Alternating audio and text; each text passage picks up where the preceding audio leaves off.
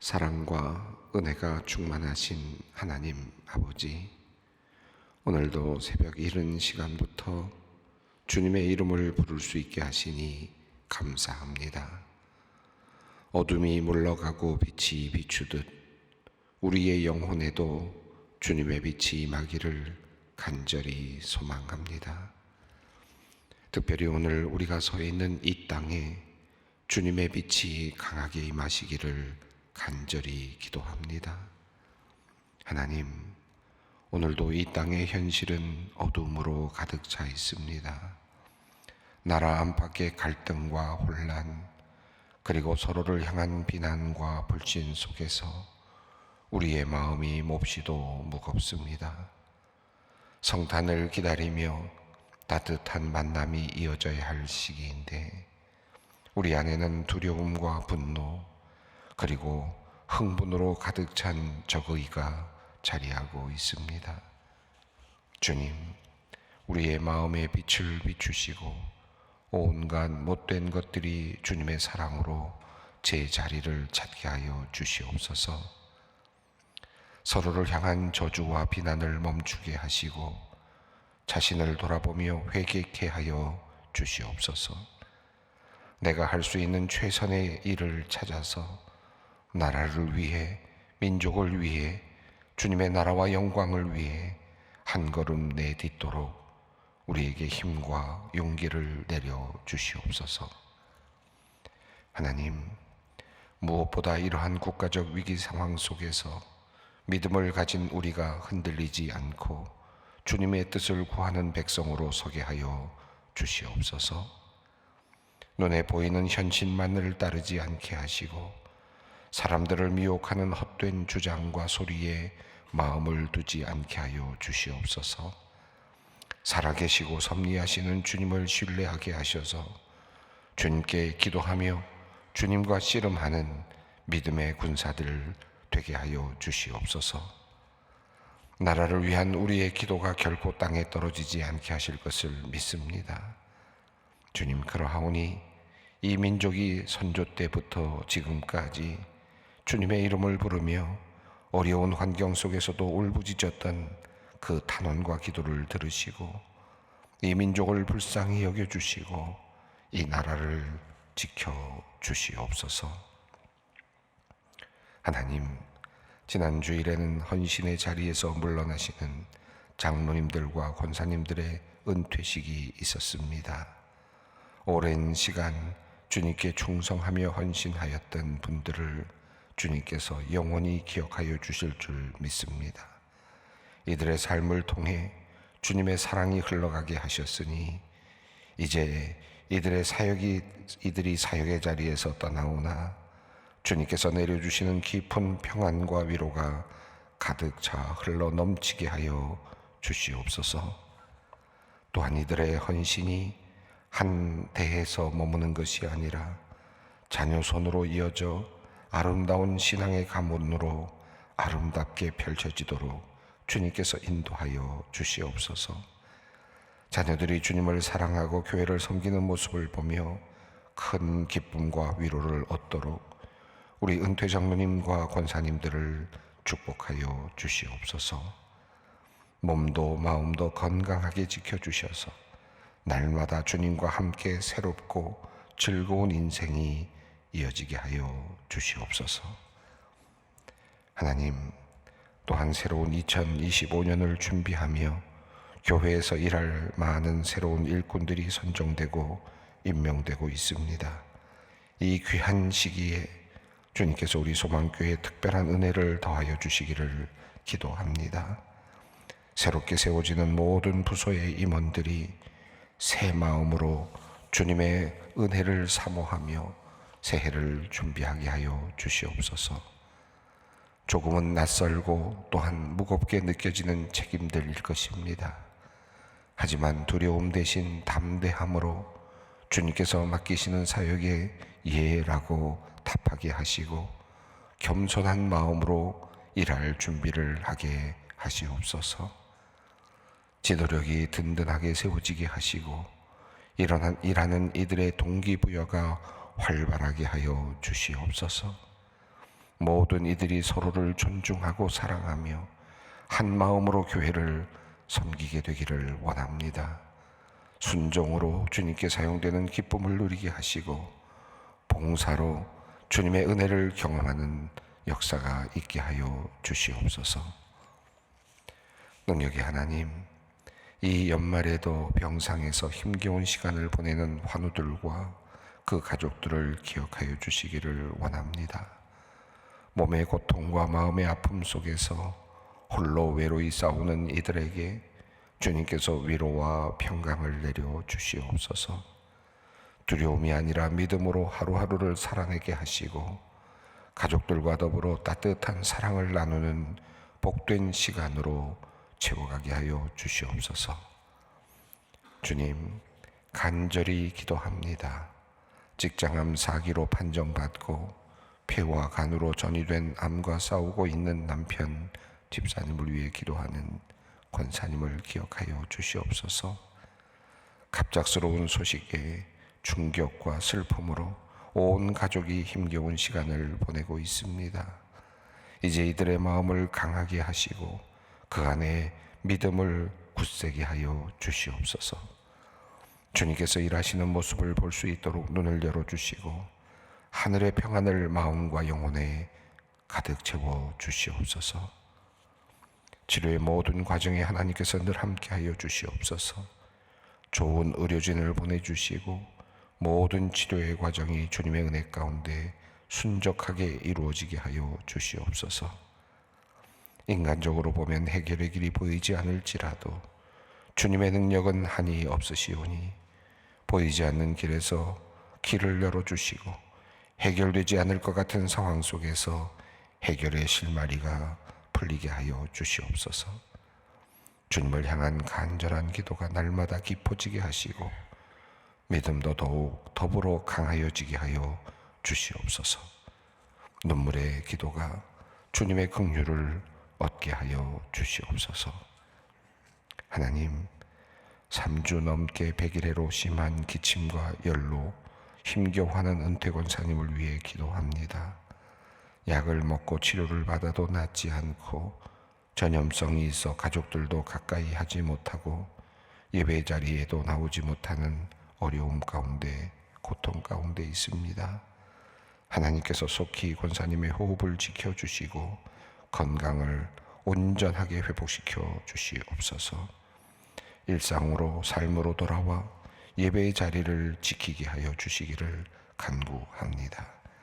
주님을 사랑하며 늘 감사하는 마음으로 살아가오니 그 마음의 평안을 주시고 늘 주님께서 함께하여 주심을 알게 하여 주시옵소서. 하나님, 이제 말씀을 받습니다. 우리의 마음에 다가오시는 주님의 말씀을 통하여 영접하는 역사가 있게 하여 주시옵소서. 예수 그리스도의 이름으로 기도 올리옵나이다. 아멘.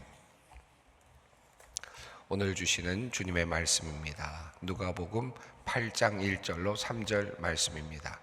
누가복음 8장 1절로 3절까지 말씀을 함께 봉독합니다. 그 후에 예수께서 각 성과 마을에 두루 다니시며 하나님의 나라를 선포하시며 그 복음을 전하실새 12 제자가 함께 하였고 또한 악귀를 쫓아내심과 병 고침을 받은 어떤 여자들 곧 7 귀신이 나간 자 막달라인이라 하는 마리아와 헤롯의 청지기 구사의 아내 요한나와 수산나와 다른 여러 여자가 함께하여 자기들의 소유로 그들을 섬기더라. 아멘. 오랜만에 누가복음으로 다시 돌아왔습니다. 누가복음을 쭉 읽어가면서 이제 8장에 이제 이르렀습니다. 1장부터 쭉 이어지는 내용들 중에서 특이했던 점은 앞부분에서 세례 요한의 탄생과 예수 그리스도의 탄생과 관련된 다양한 또 깊은 내용들이 있었다는 것이었고요. 그리고 이어지는 예수님의 사역들이 있었습니다. 특별히 가까이 보면 6장에서부터 7장에 이어지는 이야기 속에서 예수님께서 12 제자를 선택하시고 난 이후에 있었던 일들이 소개되었습니다. 6장 앞부분에서 예수님께서 제자들 특별히 기도하시고 산에서 홀로 머무신 후에 12명의 제자들을 특별하게 선택하셨음을 예수님께서 그렇게 하셨음을 성경이 우리에게 알려주었습니다. 6장에 있는 내용이었죠. 예수님께서 제자들을 그렇게 선택하신 다음에는 그리고 그들에게 설교의 말씀을 주셨습니다. 마치 무리를 향하여 주시는 말씀처럼 말씀을 시작하셨지만 실제로는 제자들을 향하여 주시는 교육이었습니다. 12명의 제자를 선택하신 다음에 그들에게 교육을 하시는, 이제 예수님의 말씀을 전해 주시면서 그들을 양육하시는 장면이 나왔습니다. 이렇게 시작된 오늘 그 6장에서의 이야기는 그 이후에 예수님께서 제자들에게 친히 능력을 보여주시는 장면으로 이어졌습니다. 백부장의 그 종을 고치시는 장면이 나왔고요. 또 이어지는 내용은 나인성 과부의 아들을 살려내시는 그런 장면을 보여주고 있습니다. 특별히 거의 죽어가던 사람들을 살려내시는 그런, 또 과부의 아들 같은 경우는 죽었던, 그래서 장례를 치르고 있었던 그런 상황 속에서 아들을 살려내시는 그런 역사들을 보여주었습니다. 이 모든 것들이 예수님의 제자들이 보았던 그런 사건들이었다고 할 수 있겠습니다. 특별히 백부장의 종을 고치실 때에는 직접 가지 아니하시고 말씀으로, 믿음으로 고치시는 장면을 보여주었고요. 과부의 아들을 살리실 때에는 과부가 예수님에 대하여 특별한 신앙의 고백을 하지 않고 특별히 간구하지도 않았음에도 불구하고 예수님께서 불쌍히 여기셔서 그를 살려내시는 그런 모습도 보여주었습니다. 제자들이 보았던 예수님의 모습은 긍휼히 여기시는 예수님의 모습이었고, 병자를 고치시는 예수님의 모습이었고, 그리고 죽은 자를 살리시는 예수님의 모습이었습니다. 그리고 나서 잠시 한 이야기가 중간에 삽입이 되어 있었습니다. 세례 요한의 제자들이, 세례 요한이 보낸 제자들이 예수님께 와서 오실 그이가 당신이십니까? 라고 묻는 세례 요한의 그 질문을 전하죠. 그리고 예수님께서 그에 대해서 답을 하시는 내용이 잠시 그 내용, 오늘 우리 누가복음 안에 삽입이 되어 있습니다. 그 안에 이렇게 들어 포함이 되어 있었습니다. 한창 예수님께서 큰 사역을 감당하시고 제자들을 이끌어 가시고 제자들을 선택하시고 그렇게 한마디로 말하면 전진하고 계시는, 사역이 점점 왕성해지고 있던 그 상황 가운데서 한 가지 침입해 들어오는 하나의 질문이었습니다. 그 질문은 당신이 지금 맞습니까? 라고 하는 질문이었습니다. 우리가 기다리는 메시아가 당신입니까? 당신이 지금 하고 있는, 예수께서 하고 있는 일이 지금 제대로 하고 있는 일입니까? 이 세상에 수많은 사람들이 탄식하고 그리고 기다리고 있는 메시아가 당신이 하고 있는 그 일로 완성될 수 있겠습니까? 라고 하는 질문이기도 했습니다. 그러나 예수님께서는 세례 요한을 통해 요한에게 말씀을 하시고 그리고 그를 위로하시지 않습니까? 그리고 예수님께서는 자기 자신이 하고 계시는 일을 분명하게 드러내십니다. 이미 앞서서 우리가 보면서 말씀을 서로 나눴지만 세례 요한이 보았던 메시아의 그 모습은 심판하시는 메시아였죠. 그래서 모든 것들을 나누시고 또 알곡은 곳간에 들이시는 예수님의 모습이었는데, 그 기대가 이 세례 요한의 기대가 그만 보여지지 않았기 때문에 예수님께 나와서 그런 질문을 던졌습니다. 그러나 예수님께서 하시는 일이 심판이 아니라 도리어 은혜라는 사실을 보여주었습니다. 특별히 이 세상에 오신 예수님의 모습은 은혜를 베풀어 주시는 모습이었습니다. 은총을 베풀어 주시는 모습이었죠. 예수님께서는 그래서 세례 요한의 제자들에게 가서 지금 일어나는 일들을 전하라. 그리고 못 걷는 사람이 걷고, 그리고 눈이 멀었던 사람이 보고 있고, 이와 같은 일들이, 죽은 자가 살아나고 있다 라고 하는 사실을 전하라 라고 말씀합니다. 예수님께서 하시는 일은 고치시는 일이었고 긍휼을 베푸시는 일이었고 살리시는 일이었다. 그것을 통해서 예수님께서는 지금 하나님의 일을 하고 계신다, 메시아의 역사를 이루어가고 계신다 라는 사실을 분명하게 하셨습니다. 그리고 나서 우리가 읽었던 말씀이 한 여인이 예수님의 발치에 와서 예수님 앞에 발에 향유를 붓고 자신의 머리카락으로 예수님의 발을 닦아내는 그런 장면이었습니다. 이 여인이 왜 왔을까? 우리가 상상할 수 있죠. 성경은 분명하게 얘기하고 있지는 않지만 죄 많은 여인이라고 했습니다. 그런데 그 마음속에 죄 용서함을 받은 그것이 아마 분명하게 그 마음속에 있었을 겁니다. 그 여인은 그 죄 용서함을 받았다고 하는 이 확신 속에서, 은혜를 입었다라고 하는 그 확신 속에서 예수님 앞에 나왔고 자신의 가장 소중한 것을 주님께 드렸습니다. 다시 말하면 은혜를 받은 사람들이 예수님께 반응하는 장면이 나왔습니다. 이것이 바로 예수님의 사역의 핵심이었다라는 겁니다. 예수님께서는 은혜를 베푸시고, 그리고 그 은혜를 입은 사람들이 예수님께 반응하고 고백하고 따라 나서는 그와 같은 역사들, 그래서 예수님과 함께하는 사람들, 예수님과 함께 길을 걷는 사람들이 점점 늘어나는 것, 이것이 바로 예수님의 사역의 모습이었습니다. 자, 이렇게 쭉 6장부터 지금 흘러내려오는 이야기가 오늘 8장으로 넘어가면서 1절, 2절, 3절에 요약이 되듯 그렇게 소개가 되면서 한번 쉬어가는, 이제 이야기가 쉬어가는 듯 보이면서 동시에 이 이야기는 앞의 이야기와 이제 뒤에 이어질 이야기를 연결하고 있습니다. 1절, 2절, 3절 별 내용이 없는 것 같은 그런 내용인데요, 그저 상황을 설명하는 듯 보이는 내용입니다. 우선 1절을 한번 읽어보겠습니다. 그 후에 예수께서 각 성과 마을에 두루 다니시며 하나님의 나라를 선포하시며 그 복음을 전하실새 12 제자가 함께 하였고. 여기서 중요하게 지금 다루고자 했던 내용은 무엇일까? 조금 읽으면서도 여기서 중심이 되는 메시지는 뭘까를 자꾸 생각하게 되는데, 예수님께서 각 성과 마을을 두루 다니시면서 하나님 나라를 선포하셨고 복음을 전하셨다. 예수님께서 단지 한 곳에 머물지 아니하시고 여러 곳으로 다니시면서 그렇게 복음을 전하셨다는 거죠.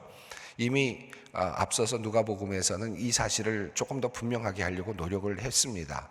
앞서서 이 가버나움에서 예수님께서 놀라운 기적을 베푸셨을 때 가버나움 사람들이 예수님을 그 마을에 모셔 두려고 했지만 예수님께서는 도리어 거절하시고 여러 곳으로 다니시면서 복음을 전하셨다라는 내용을 이미 우리가 읽었습니다.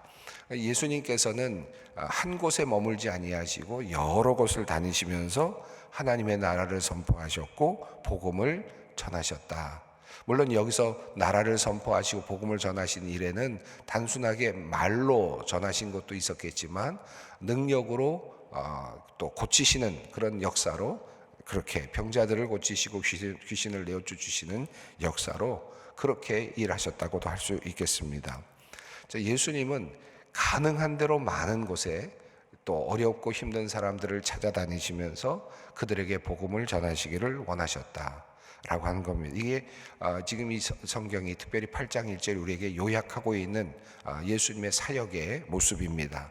예수님은 한 곳에 머무셔서 그것으로 몰려오는 사람들만 만나지 아니하시고 이미 많은 사람들이 몰려오고 있었음에도 불구하고 예수님은 찾아가시는 분이셨다라는 것입니다.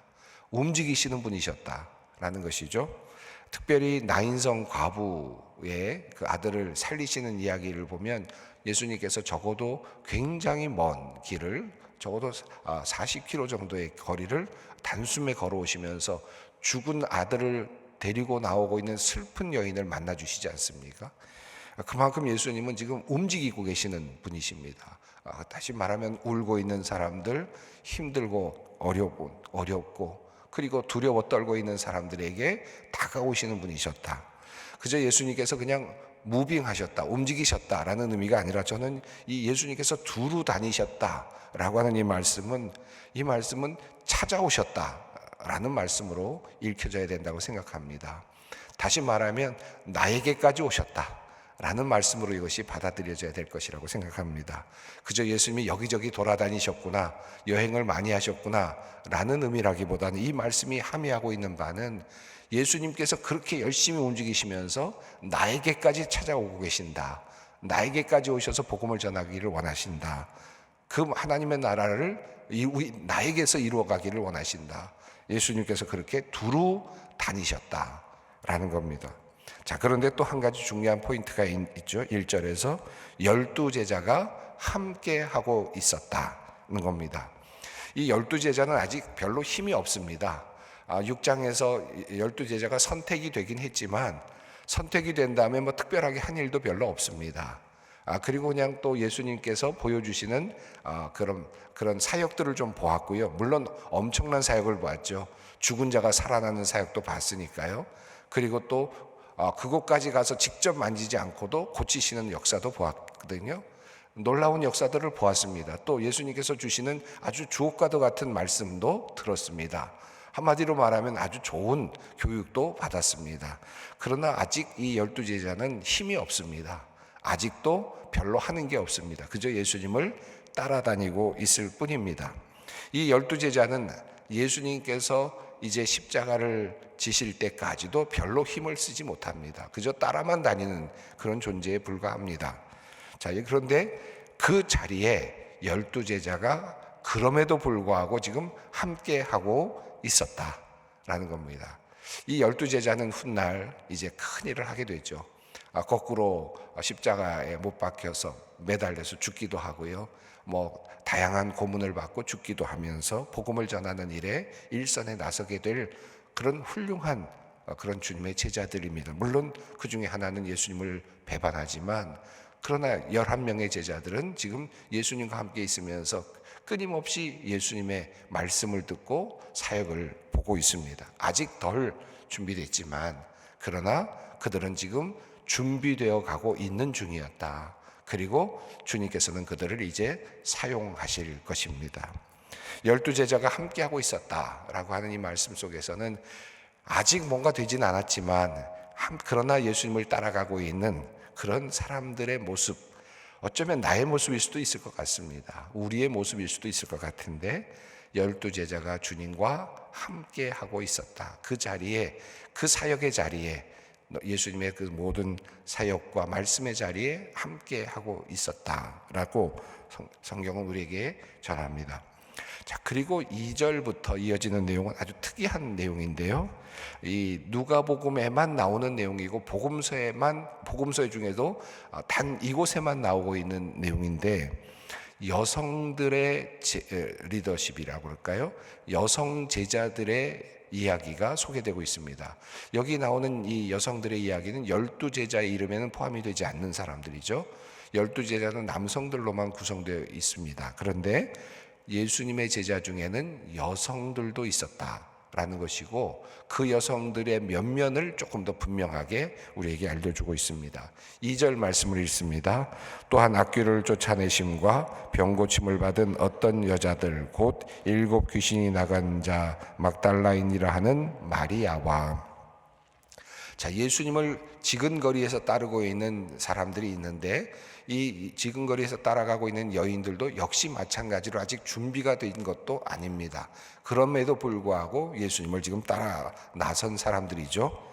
그런데 이 예수님을 따라 나선 여인들의 그 면면은 어떻게 소개됩니까? 악귀를 쫓아내심과 병고침을 받은 어떤 여자들 곧 이렇게 됐습니다. 다시 말하면 예수님으로부터 은혜를 입은 여인들입니다. 병고침을 받았거나 또는 악귀를 귀신을 쫓아내셔서 온전하게 되었거나 예수님으로부터 은혜를 입었던 여인들 중에 몇몇이 예수님을 따라 나섰다라는 겁니다. 그 중에는 7 귀신이 나간 자 막달라인이라 하는 마리아라고 이렇게 표현했습니다.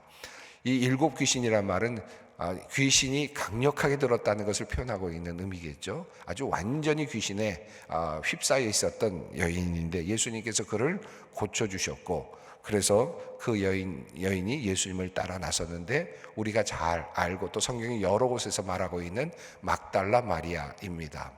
이 여인은 예수님의 어머니가 아니죠.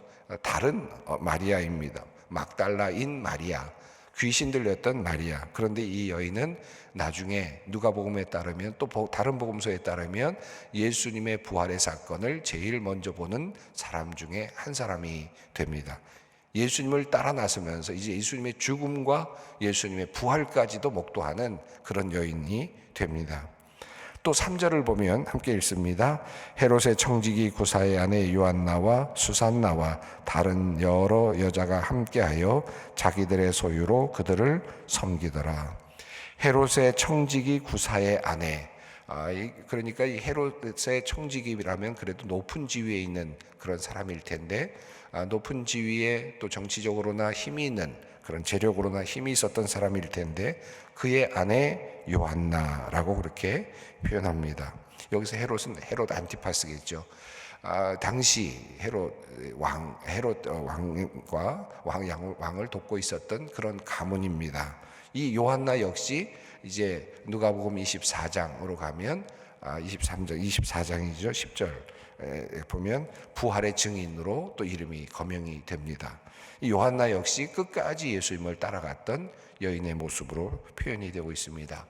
수산나라는 이름은 여기서 나온 다음에는 사라지지만, 그러나 예수님을 따랐던 또 다른 익명의 여인들을 대표하는, 그런 성경에 나오지 않은 또 다른 여인들을 대표하는 한 인물이 될 수 있겠습니다.